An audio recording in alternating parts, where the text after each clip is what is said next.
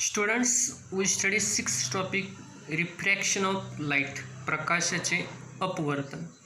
In this topic we study refraction of light, प्रकाशाचे अपवर्तन, laws of refraction, अपवर्तनाचे नियम, refractive index, अपवर्तनांक आणि dispersion of light, प्रकाशाचे अपस्करण. First, can you recall what is meant by reflection of light? Listen, refraction प्रकाशाचे अपवर्तन आणि reflection of light means प्रकाशाचे परावर्तन.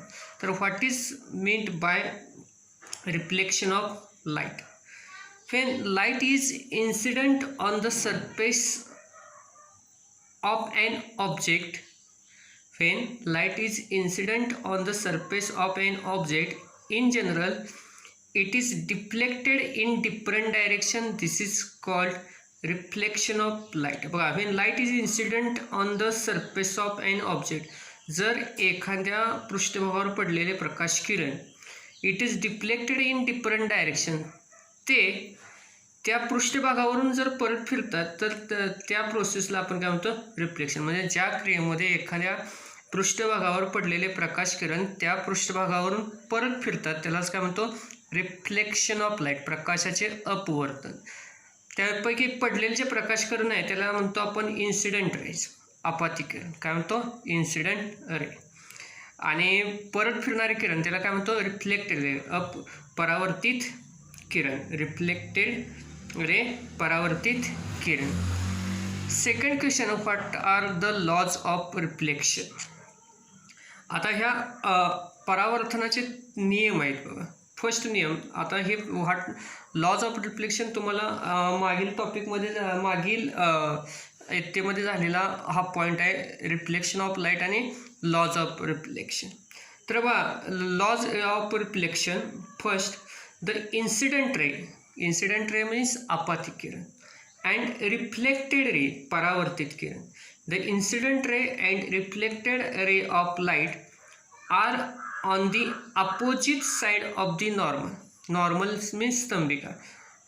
Incident ray आपाती किरण, reflected ray परावर्तित किरण of light are on the opposite sides of the normal. Normal म्हणजे स्तंभिका. तर स्तंभिकेच्या हे विरुद्ध बाजूस कुठले, आपाती किरण incident ray and reflected ray परावर्तित किरण, to the reflecting surface at the point of incidence and all the three are in the same plane. मग इन्सिडेंट रे, रिफ्लेक्टेड रे आणि normal are all the three are in the same plain.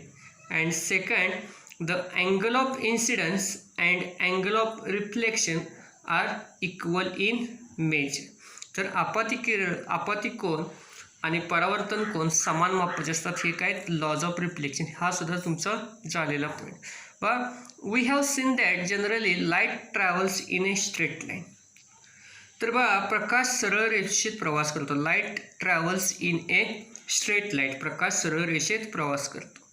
Because of this, if an opaque object lies in its path, a shadow of the object is form. बघा, because of this, if an opaque object म्हणजे अपारदर्शक वस्तू, जर त्याच्या मार्गात जर अपारदर्शक वस्तू आली, a shadow of the object is form, तर त्या वस्तूची काय होते, छाया निर्माण होते. तर आपल्याला या टॉपिकमध्ये रिफ्रॅक्शन ऑफ लाईट, प्रकाशाचे अपवर्तन, हा पॉईंट शिकायचा आहे. याच्यासाठी आपल्याला 3 ॲक्टिव्हिटी दिलेले आहेत. किती, 3 ॲक्टिव्हिटी दिलेले आहेत. ह्या 3 ॲक्टिव्हिटीज आपल्याला स्टडी, रिफ्रॅक्शन ऑफ लाईट, प्रकाशाचे अपवर्तन. आता refraction of light he concept समजून घेण्यासाठी आपल्याला 2 ॲक्टिव्हिटी दिलेली आहे, activity first and activity second. आणि त्यासाठी आपल्याला जे मटेरियल दिले बघा, ग्लास, काचेचा ग्लास घ्यायला सांगितलं आहे, 5 रुपीज कॉईन, 5 रुपयाचं नाणं, पेन्सिल आणि मेटॅलिक वेसल, धातूचे भांडे.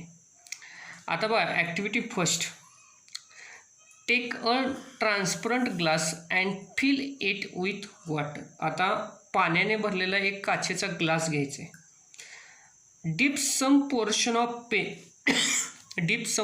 Of a pencil vertically in water and observe the thickness of the portion of the pencil in water. आता जी काचेचा ग्लास घेतलेला आहे त्याच्यामध्ये पेन्सिल उभी धरून काय करायचे, पेन्सिल उभी धरून अर्धवट बुडवा व पाण्यात बुडालेल्या भागाच्या जाडीचे निरीक्षण करा. आणि त्यामध्येच बघा, now keep the pencil inclined to water surface and observe its thickness. आता त्यामध्येच दुसरी ॲक्टिव्हिटीज दिली बघा. आता पेन्सिल तिरकी ठेवून त्या पेन्सिलचे आपण निरीक्षण करायचं. आता ह्या ज्या दोन्ही कृती आहेत, ह्या दोन्ही कृतीमध्ये आपल्याला काय दिसतंय ते आपण बघणार आहे. बघा, पहिली ॲक्टिव्हिटीमधला आपण बघतोय बघा, take a transparent glass and fill it with water. त्याच्यामध्ये काय भरलेलं आहे, पाण्याने भरलेला एक काचेचा ग्लास घेतलेला आहे. Dip some portion of a pencil vertically in water and observe the thickness of the portion of the pencil in water.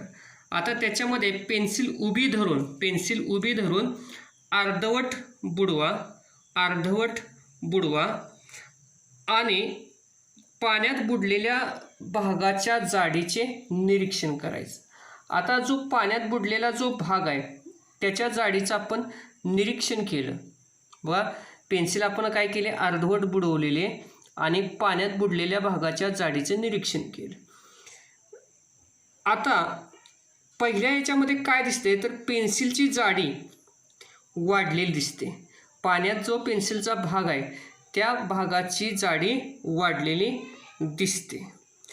म्हणजेच the portion of the pencil inside water appears to be thicker than the portion above the water. म्हणजे वरच्या पाण्याच्या बाहेर जो portion आहे पेन्सिलचा त्याच्यापेक्षा पाण्यात असलेला जो पोर्शन आहे त्याची जाडी तुम्हाला वाढलेली दिसते.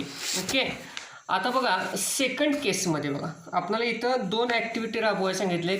त्यामध्येच बघा, आता ही पेन्सिल आपण काय केलं, now keep the pencil inclined to water surface and observe its thickness. आता ही पेन्सिल आपण तिरकी ठेवली. आता तिरकी ठेवल्यानंतर बघा, in the second case the pencil appear to be broken near the surface of water. आता आपण पेन्सिल तिरकी ठेवली तर त्याच्यामध्ये आपल्याला पेन्सिल तुटली असल्याचं काय होतं, भास होतोय. ही झाली आपली पहिली ॲक्टिव्हिटी. त्यानंतर आपण सेकंड ॲक्टिव्हिटी बघतो बघा. सेकंड ॲक्टिव्हिटीमध्ये काय दिले बघा, keep a 5 rupees coin in A metallic vessel. एका धातूच्या भांड्यात 5 रुपयाचं आपण नाणं ठेवलेलं आहे. बघा, एक धातूचं भांडं घेतलेलं आहे, त्याच्यामध्ये आपण काय केलेलं आहे, 5 रुपयाचं नाणं ठेवलेलं आहे. बघा, keep a 5 rupees coin in A metallic vessel. त्यानंतर बघा, slowly go away from the vessels. आता या धातूच्या भांड्यापासून आपण हळूहळू दूर जाणार आहे. या धातूच्या भांड्यापासून आपण काय केलं, हळूहळू दूर गेलो. Then stop at the place when the coin disappear. आता ज्या ठिकाणी तुम्हाला नाणं दिसणार नाही अशा ठिकाणी तुम्ही थांबा. त्यानंतर keep looking in the direction of the coin. आता तुम्ही त्या नाण्याच्या दिशेने पाहत राहा. Then ask a friend to slowly fill water in the vessel. आता तुम्ही तुमच्या मित्राला त्या भांड्यामध्ये पाणी ओतण्यास सांगा. Slowly fill in the water. हळूहळू काय करा, पाणी ओतण्यास सांगा. You will